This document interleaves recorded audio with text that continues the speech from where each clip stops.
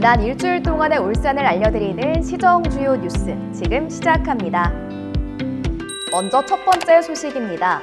울산시가 유네스코 세계유산인 반구천 암각화 속 활 쏘는 사냥꾼 문양을 활쏘개 시원으로 재조명하고 울산을 활의 본고장으로 공식화해 궁도의 세계화를 위한 제도적 기반을 마련하고자 울산시 궁도진흥 조례 제정에 나섰습니다. 조례에는 세계궁도센터 건립 운영, 국내외 대회 개최, 단체 육성, 국제교류 활성화, 전문인력 양성, 생활체육 프로그램 개발 등 다양한 지원 방안이 담겼으며 조례 시행 시 향후 세계궁도 대회와 같은 국제행사의 안정적인 운영과 지속 추진에도 도움이 될 전망입니다. 조례는 지난 7월 22일까지 입법 예고를 완료했으며 조례규칙 심의회와 시의회 의결을 거쳐 9월경 시행될 예정입니다.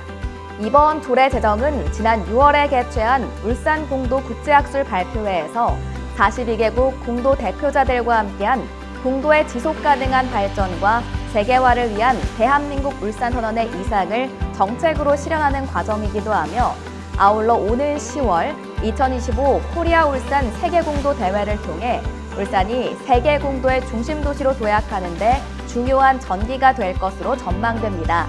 울산의 활쏘기 전통이 세계에서 더 널리 빛나길 기대합니다.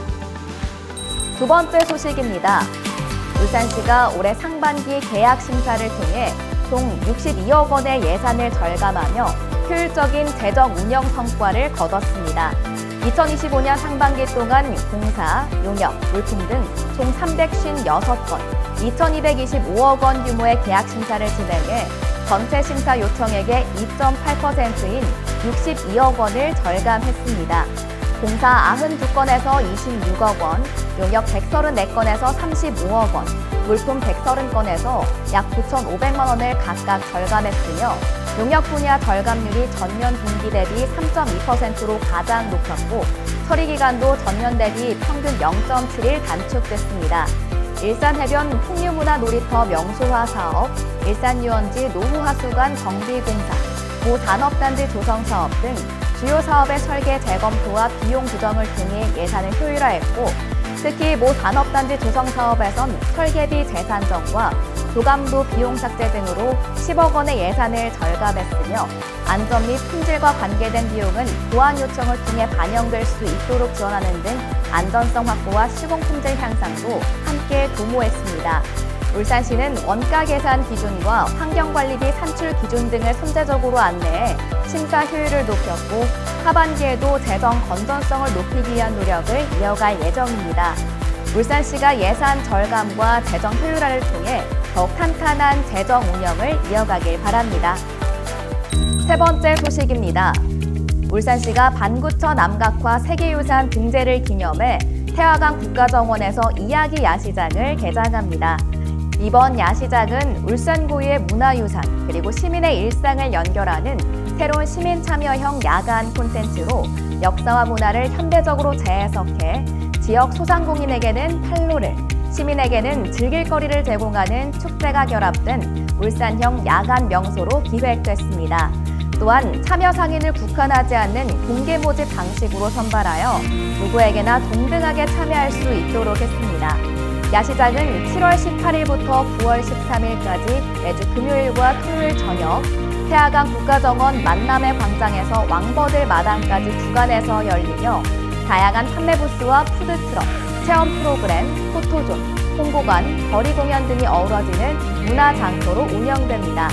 하반기에는 울산 크리스마스 마켓도 예정되어 있으며 시민들의 일상 속 문화향유 기회가 한층 더 확대될 전망입니다. 활기찬 야간 문화와 경제가 함께 살아 숨쉬는 울산이 되길 기대합니다. 네 번째 소식입니다. 울산시가 지역경제 활성화를 위해 21일부터 민생회복 소비쿠폰 1차 지급 신청 접수를 시작했습니다.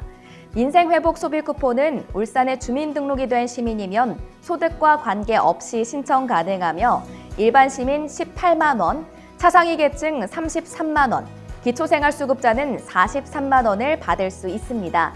1차 신청 기간은 7월 21일부터 9월 12일까지이며 온라인 신청 시 카드사나 울산페이 앱을 통해 신청할 수 있으며 고령자와 장애인을 위한 찾아가는 신청 서비스도 함께 운영됩니다.